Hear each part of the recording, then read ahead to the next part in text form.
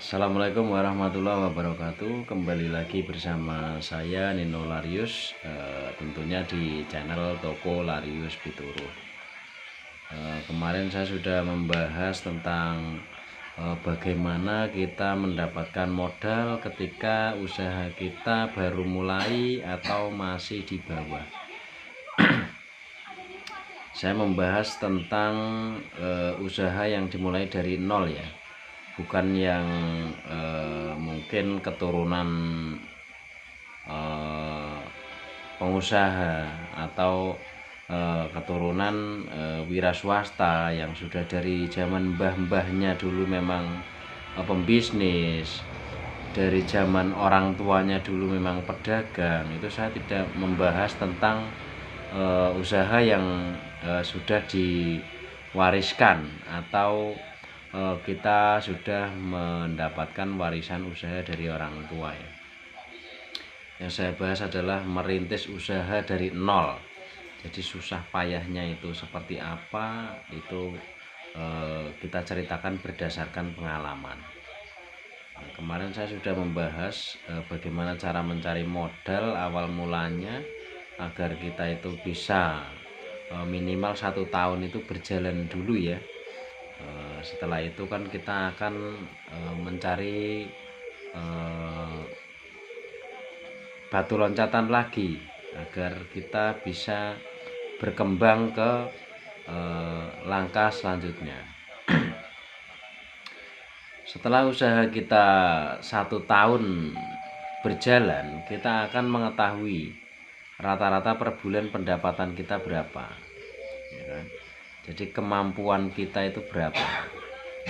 Nah, setelah kita tahu setiap bulan penghasilan kita berapa, maka dalam 1 tahun itu otomatis kita kan akan memperpanjang kontrak ya, butuh biaya lagi.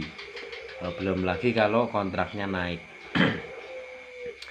Itu juga perlu kita pikirkan. Bagaimana caranya agar kita untuk tahun selanjutnya kita memiliki lebih banyak lagi konsumen, misalkan lebih banyak lagi persediaan dagangan kita. Nah, karena kita memang langkahnya itu ke depan pengennya itu berkembang ya, bukan diam di tempat, kita tidak melakukan perubahan. Nah, kalau menurut saya berdasarkan yang saya alami, setelah usaha kita berjalan 1 tahun, kita memiliki minimal itu jaminan BPKB. Jadi yang namanya kita hidup, punya kebutuhan, jangan sampai kita tidak memiliki jaminan sama sekali. Otomatis kita untuk ibaratnya itu untuk melangkah itu akan sangat sulit. Nah, kalau kita memiliki BPKB, kita bisa ajukan pinjaman KUR. KUR itu kredit untuk orang yang mau usaha, itu dengan bunga yang sangat kecil karena masih disubsidi pemerintah. Syaratnya apa saja? Tentunya kita harus memiliki usaha, walaupun usaha itu masih kontrak, belum memiliki tempat sendiri. Tapi itu kalau sudah berjalan minimal 6 bulan itu bisa pengajuan KUR. Nah, apa keuntungannya kalau misalkan kita pinjam KUR? Pertama, bunganya kecil. Kedua, pinjaman bisa di atas 10 juta. Tentunya dengan modal di atas 10 juta kita akan bisa mengembangkan usaha kita. Tentunya ya dengan strategi dengan perhitungan yang jangan sampai meleset ya. Misalkan kita pengajuan KUR pertama kali, kita butuhnya itu sebenarnya mungkin 10 juta misalkan ya, 10 juta, kita ambil di atasnya 10 juta, 15 atau 20 juta. Dengan perhitungan setiap bulan kita sudah penghasilannya sudah mampu untuk mengangsur pinjaman tersebut. Misalkan maksimal 3 tahun ya. Kita ambil saja 3 tahun atau sekuatnya kita. Misalkan kita kuat 2 tahun, ambil 2 tahun. Kuat setahun, ambil setahun. Intinya menyesuaikan dengan kemampuan kita ya. Nah, kalau kita pinjam 20 misalkan, kita pakai buat modal 10. Yang 10 itu untuk dana cadangan. Jadi kita harus tidak hanya berpikir tentang manisnya saja, tapi kita juga harus berpikir gimana kalau nanti di perjalanan bisnis saya mengalami kendala. Nah, saya harus memiliki dana cadangan yang saat itu juga bisa kita gunakan. Nah, seperti itu. Dengan kita punya modal segitu, dengan angsuran segitu, diharapkan kita bisa mengembangkan usaha kita dengan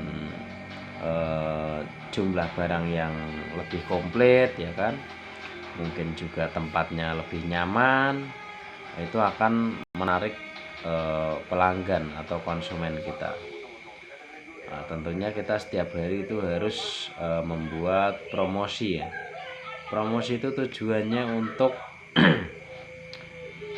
agar orang yang saat ini belum datang ke tempat kita suatu saat akan datang ke tempat kita, karena ingat, oh iya saya pernah tahu di sana ada jualan ini. Nah, seandainya orang yang mungkin lupa, misalkan hari ini saya mau ke sini, nah, kebetulan saya lupa. Nah, lihat postingan orang kalau hari ini toko ini buka, akhirnya saya ingat dan saya akan ke toko tersebut. Setelah konsumen kita sudah lumayan banyak, tentunya kita akan memprioritaskan pelayanan ya. Pelayanan kita tingkatkan. Jam buka harus konsisten. Misalkan kita buka jam 7 ya setiap hari jam 7 buka. Misalkan kita harus tutup jam 5 sore ya setiap hari kita tutup jam 5 sore.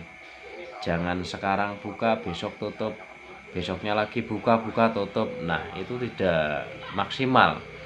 Ibaratnya kalau saya jadi konsumen itu ini niat apa enggak gitu. Ini niat mau usaha, mau berkembang atau tidak. Karena di saat kita tutup, konsumen akan berpindah. Apabila di saat berpindah itu pelayanan tempat yang baru itu dirasa lebih nyaman, lebih ramah, dan mungkin lebih enak gitu, kemungkinan orang itu tidak akan kembali ke kita lagi. Jadi jam buka dan jam tutup itu penting. Selain itu juga pelayanan, bagaimana kita menyambut konsumen itu dengan ramah. Jangan sampai konsumen sampai ketuk-ketuk pintu atau ketuk-ketuk meja itu. Kalau saya menjadi konsumen itu merasa kurang begitu disambut ya, kurang. Intinya saya menyimpulkan kalau sampai saya ketuk-ketuk pintu atau etalase, itu berarti orang itu tidak semangat dalam menjemput rezeki. Menurut saya seperti itu. Jadi kita harus antusias ya, kita sambut, kita layani dengan baik dan ramah. Jangan sampai orang yang sudah datang nanti kapok dan tidak datang kembali, itu rugi. Karena dalam berbisnis itu prinsipnya adalah mencari konsumen sebanyak-banyaknya agar sewaktu-waktu kita mengajukan pinjaman itu kita tidak repot untuk memikirkan angsurannya. Nah, tentunya untuk angsuran sendiri kita harus setiap bulan itu nyimpen, jangan modal kita campur aduk. setiap bulan kita simpan sekian sekian sekian. Nah itu nanti tidak berat ketika kita jatuh tempo membayar angsuran.